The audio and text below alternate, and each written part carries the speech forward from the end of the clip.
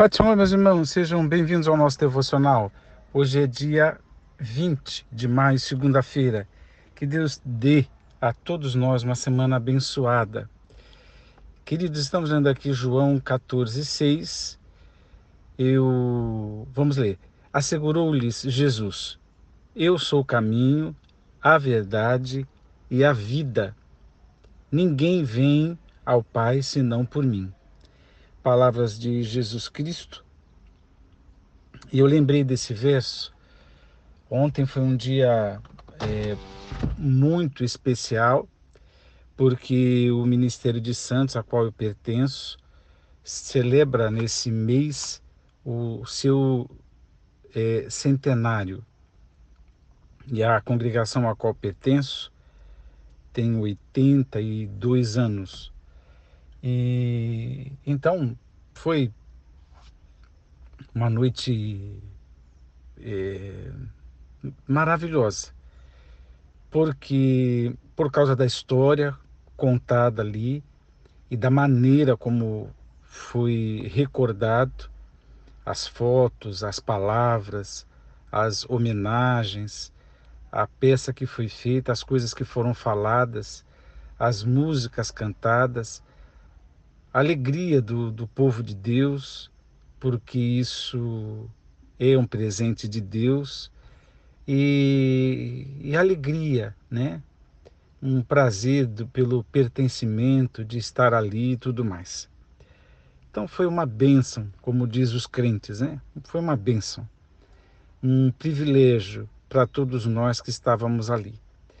E, e uma das coisas, entre muitas palavras, muitas, mas eu gostei na peça que foi feita, uma frase que me chamou a atenção. Quando um dos narradores lá disse que às vezes o caminho é o destino. E é que isso é uma palavra que a gente logo lembra de Jesus. Quando Jesus encerra em si mesmo essa verdade, ele é o caminho e ele é o destino. Isso é muito esperançoso e também é muito assertivo para quem está em dúvida. É a proposta ou é a ideia para que ninguém tivesse dúvida. Esse contexto de João 14, a gente vê, o primeiro é o Tomé, né? que, que tem dúvida. Jesus disse: Vós bem sabeis para onde eu vou e conheceis o caminho, falando de si mesmo. E o Tomé perguntou, porque o Tomé é essa pessoa honesta, que faz perguntas, e a dúvida dele, ele tem uma tendência de colocar o pé na incredulidade, mas ele é o típico honesto que precisa constatar as coisas. Isso é importante em determinado aspecto. Bom, o Tomé pergunta: Senhor, nós não sabemos para onde vais. Como poderemos conhecer o caminho? Aí Jesus responde: Eu sou o caminho e a verdade e a vida. Ninguém vem ao Pai senão por mim. A, o que o Tomé está andando com Jesus e não sabia que o destino de Jesus é o Pai, e não sabia que para ir ao Pai o caminho era aquele que lhes falava, o próprio Jesus. E Jesus deixa isso registrado. Isso aqui é um verso para a evangelização mundial. A gente sempre cita isso quando evangeliza, né? E, e Jesus continua: se vós de fato tivesses me conhecido, ou seja, o caminho, teríeis conhecido também a meu Pai. E desde agora vós o conheceis e o vistes. Então Jesus fala uma outra coisa que era da convivência deles, mas que não era da assertividade, ou seja, eles não tinham uma convicção especial. E Jesus está dizendo: vocês têm me conhecido, vocês também têm conhecido o Pai. Aí o outro, que também está num limbo duvidoso, o Felipe: Senhor, mostra-nos o Pai, isso é suficiente para nós. Isso resolve tudo, em outras palavras, né? Aí Jesus deixou claro: há tanto tempo estou com vocês, ele se refere aos quase 3 anos de ministério, né? E tu não me tem conhecido, Felipe? Aquele que vê a mim, vê o Pai. Como podes dizer, mostra-nos o Pai? Então, as dúvidas aqui de quem é o caminho, quem é o destino, quem é o Pai, são dúvidas dos discípulos e Jesus está esclarecendo. Quando o irmão lá falou que Jesus, melhor dizendo, que ele disse, às vezes o caminho é o destino, né? É o caso aqui que se encaixa, eu não sei de onde vem essa frase, mas aqui encaixa perfeitamente, né? Jesus é o caminho a ser trilhado, é nele que vivemos, é nele que nos expressamos, é dele que dependemos, é nele que aprendemos, é nele que subsistimos, é nele toda a nossa vida, toda a nossa história, né? Em Jesus, é por causa do sacrifício dele na cruz do Calvário, a sua entrega, a sua obediência, a sua morte, morte de cruz, é por causa de Jesus, né? E andar em Jesus, ou andar no caminho, o próprio Jesus esclareceu que existem só duas possibilidades ou dois caminhos: caminho estreito, caminho largo. Caminho estreito fala também da porta estreita. É tudo, como é que se diz, sem muitas bagagens, sem muitas possibilidades. É deixar aquilo que a gente faz plural, que a gente aceita, que a gente abre, que a gente é licencioso, que a gente é permissivo, que a gente quer abraçar o mundo inteiro com dois braços. Aquilo que a gente acha que é conveniente, aquilo que a gente, mesmo sendo pecado, a gente diz que não é. Estou falando da humanidade, né? A gente aqui é a humanidade.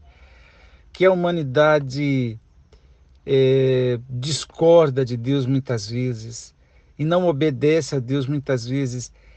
Esse é o caminho largo, né? E que conduz à perdição. O caminho estreito conduz à salvação, mas esse caminho é Jesus. Então, apesar de eu acabar de dizer que celebramos ontem 100 anos, o caminho para Deus não é a, uma igreja histórica como é o meu ministério, ou qualquer outro ministério, qualquer outra denominação, placa ou igreja. O caminho é Jesus. Aquele que tiver, depositar a fé em Jesus e não podendo congregar, não podendo participar de nada, às vezes nem batizado é por causa de impossibilidades, mas estando no caminho está salvo, né? Então, não estou dizendo que não precisa congregar e que nem precisa ser batizado, mas eu estou dizendo que Jesus é suficiente, porque Ele é o caminho. E na impossibilidade dessas do congregar, do ser batizado e tudo mais, Jesus é quem salva, porque Jesus é o caminho. E estando nele, isso é o que importa. Deus nos abençoe a lembrar desse vivo novo caminho, porque quando essa expressão foi cunhada, era para falar de que da transição da lei de Moisés para Jesus. Por isso que fala um novo e vivo caminho. E pensando nessas possibilidades, não dá para ter diferentes caminhos ou um caminho diferente e chegar ao mesmo destino, né? Isso não é possível. Mas em Jesus fecha como numa porta estreita, fecha como num caminho estreito a única possibilidade. Essa é uma palavra exclusivista. Isso aqui vai contra todo o esquema, todo o sistema de religião, né? Todo o espírito sectarista que vai dizer a salvação está aqui, a solução está aqui, né? Tudo isso cai por terra quando a gente entende que é em Jesus. Jesus é o caminho, é a consciência que eu devo ter, é a vida que eu devo ter, é o encantamento que eu tenho na vida, é o meu amor, é a minha jornada. Então, não é um código de doutrinas, não é necessariamente uma igreja, mas é uma pessoa. Osmar, mas importa a igreja? Claro que importa. Importa conhecer as doutrinas? Claro, a gente estuda e quer saber das doutrinas, sim, porque é a palavra de Deus. O que eu estou dizendo é que se apegar à igreja e não estar em Jesus, está perdido. Que se apegar às doutrinas de forma meramente dogmática, para viver um papagaísmo, repetindo coisas, e não estar em Jesus, não trilhar Jesus, não viver em Jesus, não dá para ir ao Pai. Esse verso fala que Jesus e o Pai é o mesmo caminho, o mesmo destino. Quando ele diz ninguém vem ao Pai, ele não diz vai ao Pai. Porque quem anda em Jesus está indo para Deus. E qual é o nosso destino? Se não cair nos braços de Deus. Quem anda em Jesus, qual é o destino? Se não ser de fato a esposa de Jesus e viver essa conjugalidade por toda a eternidade. O que é o destino daquele que está no caminho, Jesus, se não cair no mar enorme do amor eterno de Deus? Então, Jesus é o caminho que nos leva a Deus. E quem anda em Jesus já conhece o Pai. E quem anda em Jesus, ele assegura que vai chegar no destino. Deus te abençoe. Não vamos pegar o bonde errado. Entenda o que eu estou falando. Não vamos pegar o ônibus errado.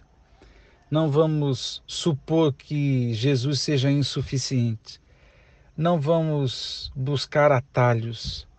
Não vamos nos desviar. Aquilo que faz tropeçar nossos pés não são as grandes pedras. Como diz lá no Salmo que eu estava refletindo, mas eu só vou citar, né? O Salmo 17, que diz: meus passos seguem firmes nas tuas veredas, meus pés não escorregam ou não tropeçam. Meus pés andam firmes no teu caminho, meus passos, né, seguem firmes no teu caminho, meus pés não tropeçam. Então, andar em Jesus também tem o risco, mas perigos, melhor dizendo, mas não são as grandes pedras, porque essas a gente vê.